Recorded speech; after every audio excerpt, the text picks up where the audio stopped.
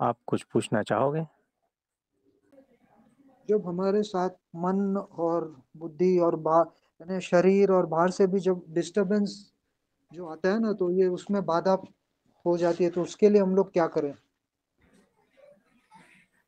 मैं ठीक से समझा नहीं आपका प्रश्न।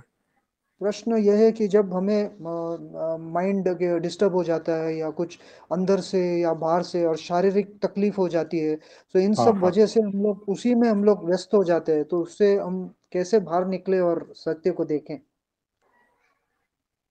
देखो, असली समझ नहीं है ना, इसीलिए। हाँ, क्योंकि जिसको असली समझ होती है ना, वो ठीक-ठीक जान लेता है कि शरीर है, उसकी तकलीफ़ें हैं, ठीक है। उसका इलाज किया, हो गया तो ठीक है, नहीं हुआ तो कोई बात नहीं। और बाकी सारी परिस्थितियाँ भी है ना? संसार है, जी, व्यवहार है, नौकरी-धंधा है, काम है, ये सब कुछ है। वहाँ पर से भी सारी समस्या आएगी।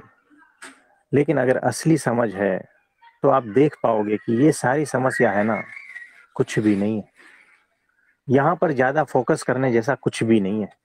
तो क्यों यहाँ पर उलझे और क्यों यहाँ पर टाइम वेस्ट करें? ये समझ आ जाती। जी, तो जैसे ही ये समझ बढ़ेगी, तो आपके पास अनंत समय बचेगा और उस अनंत समय में आप परमात्मा के आनंद में ही रहोगे। नहीं तो आपका सारा समय जो है ना, छोटी-छोटी बातों में उलझने के लिए पूरा का पूरा ले लेगा, खा लेगा आपका समय, है ना?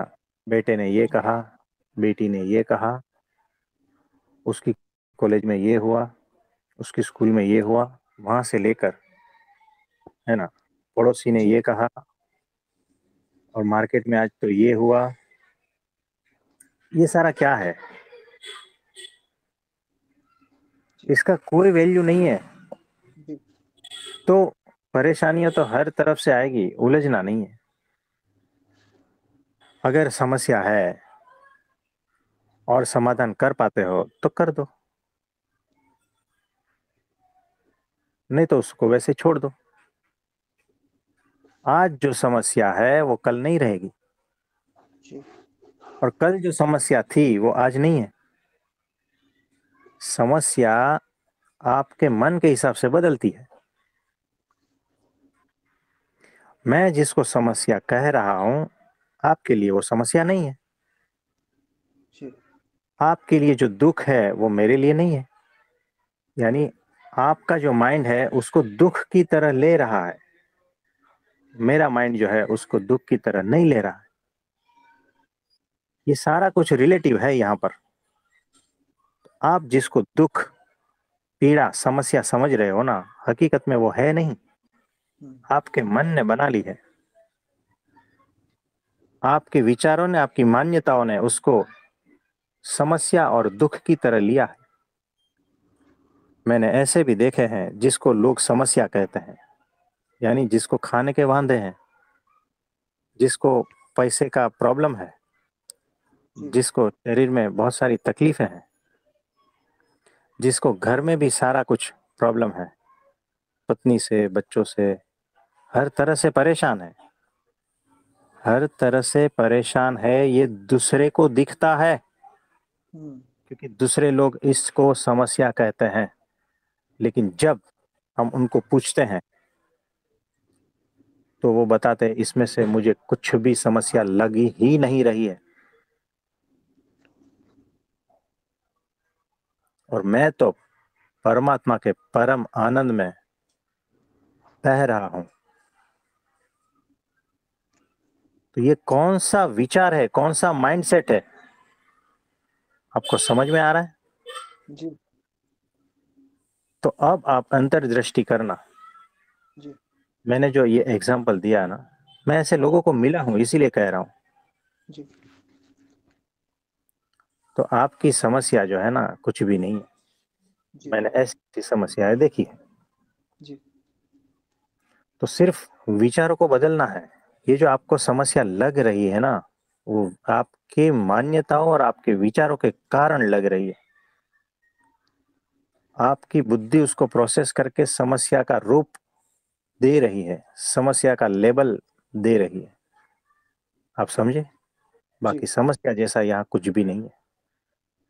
अज्ञान ही समस्या है, अज्ञान ही दुख और पीड़ा है। इससे बड़ा दुख और कोई भी नहीं है।